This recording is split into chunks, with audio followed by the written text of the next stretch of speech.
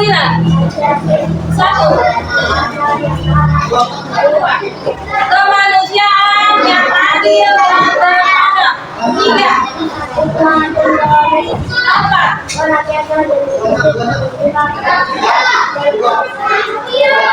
5.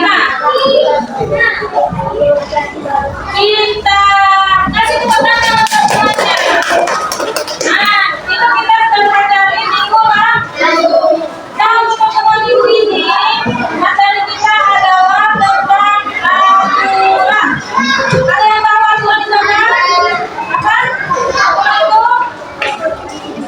Aturan adalah kesepakatan yang harus ditaati agar tercipta ketertiban, kedisiplinan, dan keteraturan, ya, agar tidak terjadi kekacauan. Ibu kalian ada aturannya? Apa aturan-aturan di luar? Contohnya, membantu orang tua ya, menyapu ya, mencuci piring ya, itu membantu orang tua. Bangun tepat waktu di pagi hari biar tidak terlambat sekolah. Tidak tidur lebih awal. Boleh begadang ya, tidak boleh begadang pada tempatnya. Selain itu apa lagi yang harus di rumah? Beribadah, bagus sekali ya. Beribadah merupakan aturan di rumah juga ya. Selanjutnya apa lagi yang bilang? Olahraga, bagus sekali. Nah, itu merupakan aturan-aturan yang ada di rumah. Kalau di sekolah kita juga ada aturan ya tentunya. Nah, aturan di sekolah ini apa kira-kira? Yang pertama, tidak boleh terlambat sekolah. Ya, aturannya tidak boleh terlambat sekolah. Tidak boleh terlambat sekolah. Yang kedua, tiket, buang sampah tidak boleh buang. Tiga, kita harus pakai baju seragam yang rapi, tertib, yang tidak ada kesenjangan sosial. Gunanya diciptakan seragam agar tidak ada kesenjangan sosial. Yang kaya tidak kelihatan menonjol, yang miskin tidak merasa rendah diri ya. Jadi kalian sama semuanya. Walaupun anak orang kaya, walaupun anak orang miskin, walaupun anak yang biasa-biasa saja, walaupun anak kita pakainya seragam yang sama. Ini dari seragam ya, aturan seragam di sekolah. Selain itu ada lagi nggak? Aturan di sekolah. Kalau harusnya harus upacara namun ada juga senam pagi. Nah, itu termasuk aturan dari sekolah yang harus dipatuhi.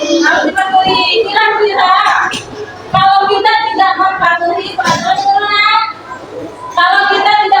peraturan, kenapa? Kira-kira dihukum, berarti ada sanksi atau hukuman.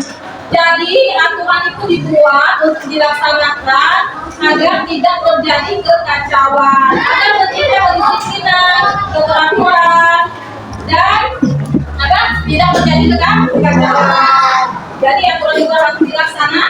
Kalau tidak dilaksanakan akan mendapatkan sanksi atau hukum. Kalau di rumah, kira-kira kalau kita tidak melaksanakan aturan, sanksinya apa? Kena marah oleh orang tua.